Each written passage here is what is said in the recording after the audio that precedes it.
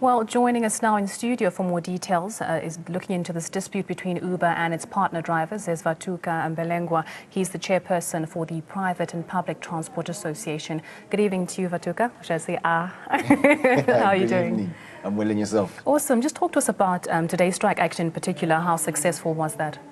We think we made an impact. We feel we've reached out to drivers at large, and there's been positive response. People identify with what we're calling for, and people feel it's critical that we accomplish what we've set out ourselves to do. And talk to us about the grievances that were listed in the memorandum. All right. Well, the key grievances in the memorandum was that we want to see the prices of our service being taken up in line with the ongoing fuel hikes. We haven't had a price increase, but fuel has gone up 3 times this year.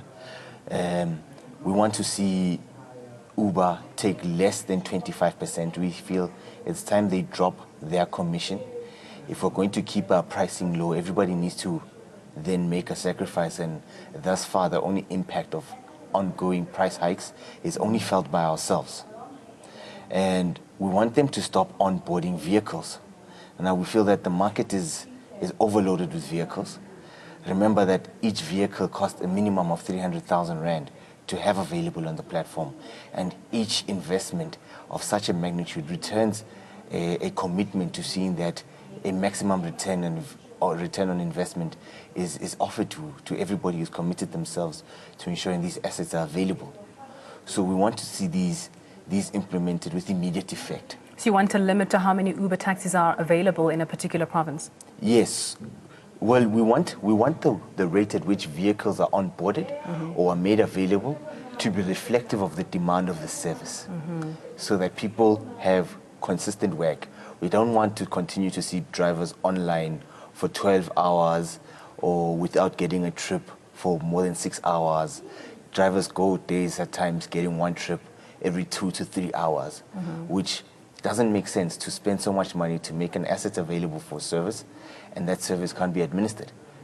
And the drivers, of course, have to be the ones to pay the insurance on the vehicles that they're driving, the installments, and all of that cost actually is accrued to the driver, whereas Uber takes 25% of whatever you make on every ride. This is true. So Uber and Taxify bear no burden of debt.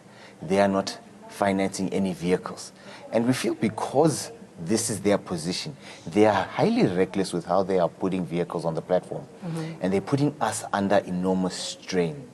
So understand, South Africa is a country that seeks opportunity. Young men are desperate for any work. And they are then easily misled into believing that there is a solution within Uber and Taxify. And really all they're doing is being brought on to make sure that Uber can collect more 25%, and they're not making sure that drivers go home with a decent income. And what if Uber argues that they are providing the platform, they've done the research, they've put the tech out there, and that a driver actually signs on to become a driver knowing what the terms and conditions are? Well, look, Uber repeatedly states that their position is that they are a tech company, and they refer to us as partners. So there is no one single decision-making platform that's reflective of a partnership.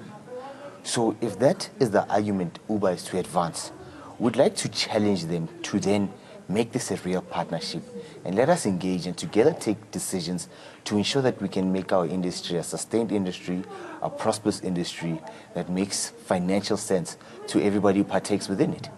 And what about the security of Uber and Taxify drivers? I mean, having seen the violence that has been put on the drivers, people being burnt inside their cabs, has Uber responded to such incidences? Is communication flow as easy when it comes to reporting crimes against the drivers?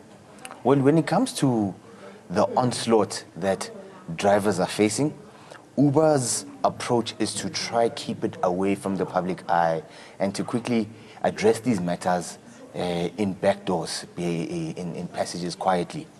Now, the violence that meter taxis have then shown towards your Uber and Taxify operators is misplaced, because the problem of the day is misdiagnosed. Now, the problem of the day doesn't lie with the fact that we as drivers are in competition with each other. The problem of the day is that this is an unregulated industry. And these beastly companies, Uber and Taxify, are doing as they wish. There's no regulatory body. There's nobody saying that these are the limits to keep it healthy, to keep it fair, to keep it competitive.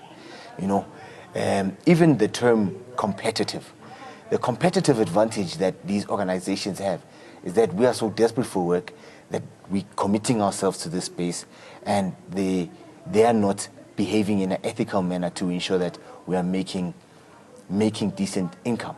The competitive advantage is on the back of the exploitation of us as drivers. So in what way does Uber and Taxify want to run similarly to meter taxis? Is it through the regulations, through the taxes you'd pay every year to government? In what way do you want to be similar to meter taxis? So Uber and Taxify drivers believe that the industry needs to be regulated so that the growth can be sensible and it can be sustained. I think what we want is real opportunity, right? Not the promise of an opportunity. So regulation then should be protective of South Africans and the people who then invest within this. Now the business is globally referred to as the shared economy. A service provider, an app provider like Uber will then partner up with people who own assets like myself and various other people. And then for this economy to truly be shared, there must be shared participation, there must be shared decision making, there must be control measures that will protect both drivers and both app e-hailing companies. And have you actually engaged the Transport Department on this? Have they responded to your memorandums and, a means of trying to engage with them regarding regulation of Uber and Taxify? We've engaged the Department of Transportation. We have made representations at legislature. We are due to make representations with the Competition Commission. We are due to return back to legislature. Now, engaging with government is quite a challenge. There's different levels, there's different stages, and we are trying to then embark on that process as effectively as we possibly can. But in the interim, we need to then also submit our demands to this unregulated industry, to these exploitative companies, to say that we won't tolerate this behavior. And we believe that the regulatory bodies we're trying to reach out to should be in line with us, because we feel as drivers and activists within this space is that we told the South African mandate. That's the mandate to build an inclusive economy, to ensure that it's sustained, to ensure that our people within this country have real opportunity. So we can't allow a company like Uber and Taxify that has created major disruptions on a global platform, has been expelled from many countries to come and wreak havoc here. If they're not willing to toe the South African line, then we need to critically question this. And just rounding off, was your memorandum received and by whom, as opposed to who you were expecting to receive it? And what do you see as the way forward? So in planning the strike, we requested that Uber management receives it. They lied to us and said a manager came out, but once we did our homework, it turns out it was received by a security guard. Mr. Dutoit, who's a security guard within the security group. So it goes to prove the arrogance of this organization that they can just lie to us. It doesn't matter what we feel, it doesn't matter what our grievances are. They just don't have time to engage with us, which further confirms the fact that there is no partnership here. It's just pure exploitation that's taking place. Our position as drivers and owners is that we cannot tire. We need to continue forth. We need to make sure we are heard, no matter what the cost is, because we've already paid the ultimate cost. We've had drivers killed. We've had young men with great potential bent in their cars unnecessarily.